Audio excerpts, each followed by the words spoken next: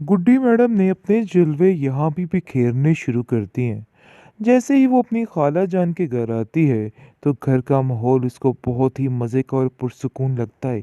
उसे ऐसा लगता है कि जैसे वो अपनी माँ के पास आ गई है और वो खुशी-खुशी हर काम करने को तैयार हो जाती है। वो अपनी खाला से कहती है कि खाला जान आप परेशान मत हो, ये सारा काम करना मेरे दाएँ हाथ का काम है। जिस पर खाला उसकी हैरान होती है और मुस्कुराने लग जाती है। कहती है कि किस किस्म की बातें कर रही हो? देखो ये काम तुम्हारे बस की बात नहीं है।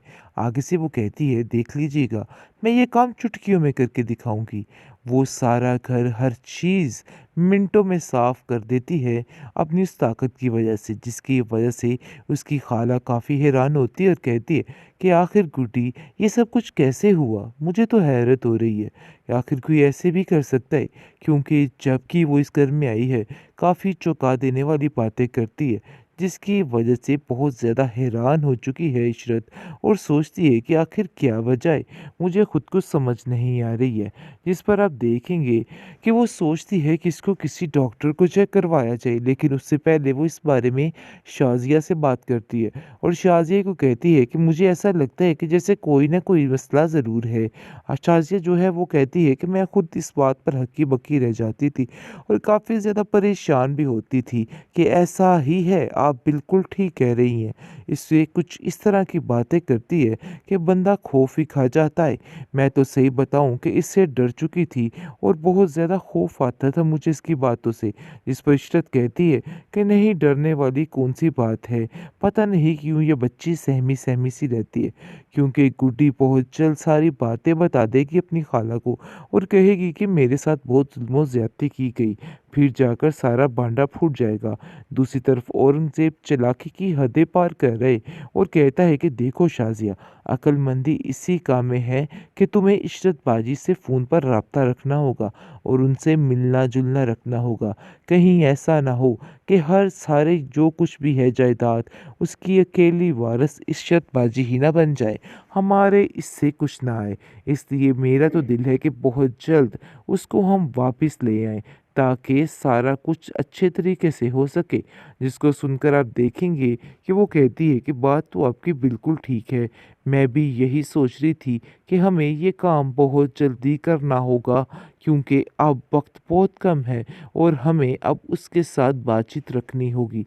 इसलिए वो बार-बार कॉल करती है और इशरत भी काफ़ी हैरान होती है कि आखिर शाज़िया इतनी ज़्यादा मुझसे अटैच कैसे हो रही है। हालाँकि जहांगीर ने तो उसके शोहर के साथ बहुत ही बुरा किया है, लेकिन फिर भी इतने मीठे अंदाज़ से बात करना बहुत ही मुश्किल काम है। तो आखिर ये मुश्किल काम कैसे सरअंजाम दे देती है। लेकिन आप देखेंगे जी बहुत ज़्यादा परेशान हो चुका है औरंगज़ेब, क्योंकि वो जान चुका है कि उसका अब कोई भी हल नहीं है और कुछ ना कुछ तो ऐसा होगा जिसकी वजह से तमाशे लगेंगे।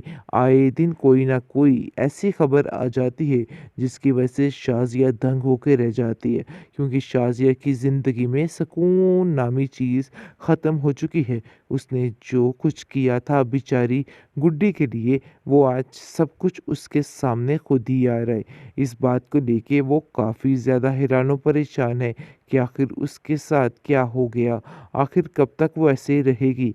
कभी तो वो सोचती है कि गुड्डी को इस घर में वापस लाया जाए और कभी वो सोचती है कि बस थोड़ा और इंतज़ार कर लिया जाए, क्योंकि वो भी समझ नहीं पा रही है कि आखिर उसको क्या करना चाहिए और क्या नहीं करना चाहिए। गुड्डी मैडम ने अपने जलवे यहाँ भी बिखेरने शुरू कर दिए हैं। जैसे ही वो अपनी खाला जान के घर आती है, तो घर का माहौल उसको बहुत ही मज़े का और पुरसुकून लगता है। उसे ऐसा लगता है कि जैसे वो अपनी माँ के पास आ गई है और वो खुशी-खुशी हर काम करने को तैयार हो जाती है। वो अपनी खाला से कहती है कि खाला जान आप परेशान मत हो, ये सारा काम करना मेरे दाएँ हाथ का काम है। जिस पर खाला उसकी हैरान होती है और मुस्कुराने लग जाती है। कहती है कि किस किस्म की बातें कर रही हो? देखो ये काम तुम्हारे बस की बात नहीं है। आगे से वो कहती है, देख लीजिएगा, मैं ये काम चुटकियों में करके दिखाऊँगी। वो सारा घर, हर चीज़ मिनटों में साफ़ कर देती है अपनी उस ताकत की वजह से, जिसकी वजह से उसकी खाला काफ़ी हैरान होती है और कहती है कि आखिर गुड्डी, ये सब कुछ कैसे हुआ? मुझे तो हैरत हो रही है। आखिर कोई ऐसे भी कर सकता है? क्योंकि जबकि वो इस घर में आई है, काफ़ी चौंका देने वाली बातें करती है, जिसकी वजह से बहुत ज़्यादा हैरान हो चुकी है इशरत और सोचती है कि आखिर क्या वजह है? मुझे खुद को समझ नहीं आ रही है। जिस पर आप देखेंगे कि वो सोचती है कि इसको किसी डॉक्टर को चेक करवाया जाए, लेकिन उससे पहले वो इस बारे में शाज़िया से बात करती है और शाज़िया को कहती है कि मुझे ऐसा लगता है कि जैसे कोई ना कोई मसला ज़रूर है। शाज़िया जो है वो कहती है कि मैं खुद इस बात पर हक्की-बक्की रह जाती थी और काफ़ी ज़्यादा परेशान भी होती थी कि ऐसा ही है, आप बिल्कुल ठीक कह रही हैं। इससे कुछ इस तरह की बातें करती है कि बंदा खौफ ही खा जाता है। मैं तो सही बताऊँ कि इससे डर चुकी थी और बहुत ज़्यादा खौफ आता था मुझे इसकी बातों से। जिस पर इशरत कहती है कि नहीं, डरने वाली कौन-सी बात है, पता नहीं क्यों ये बच्ची सहमी-सहमी सी रहती है। क्योंकि गुड्डी बहुत जल्द सारी बातें बता देगी अपनी खाला को और कहेगी कि मेरे साथ बहुत ज़ुल्म और ज़्यादती की गई, फिर जाकर सारा भांडा फूट जाएगा। दूसरी तरफ औरंगज़ेब चालाकी की हदें पार कर रहे और कहता है कि देखो शाज़िया, अक्लमंदी इसी काम में है कि तुम्हें इशरत बाजी से फ़ोन पर राब्ता रखना होगा और उनसे मिलना-जुलना रखना होगा। कहीं ऐसा ना हो कि हर सारे जो कुछ भी है जायदाद, उसकी अकेली वारिस इशरत बाजी ही ना बन जाए। हमारे इससे कुछ ना आए। इसलिए मेरा तो दिल है कि बहुत जल्द उसको हम वापस ले आएँ, ताकि सारा कुछ अच्छे तरीके से हो सके। जिसको सुनकर आप देखेंगे कि वो कहती है कि बात तो आपकी बिल्कुल ठीक है।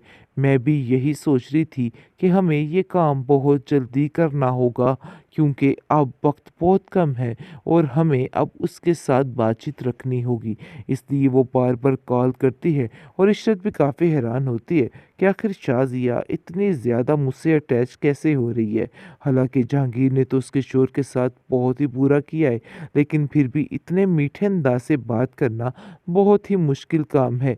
तो आखिर ये मुश्किल काम कैसे सरअंजाम दे देती है।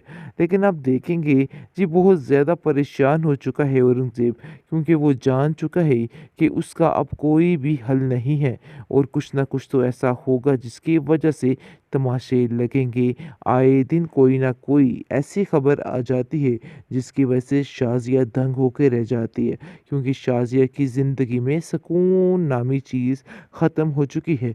उसने जो कुछ किया था बेचारी गुड्डी के लिए, वो आज सब कुछ उसके सामने खुद ही आ रहा है। इस बात को लेके वो काफ़ी ज़्यादा हैरान और परेशान है कि आखिर उसके साथ क्या हो गया? आखिर कब तक वो ऐसे ही रहेगी? कभी तो वो सोचती है कि गुड्डी को इस घर में वापस लाया जाए और कभी वो सोचती है कि बस थोड़ा और इंतज़ार कर लिया जाए, क्योंकि वो भी समझ नहीं पा रही है कि आखिर उसको क्या करना चाहिए और क्या नहीं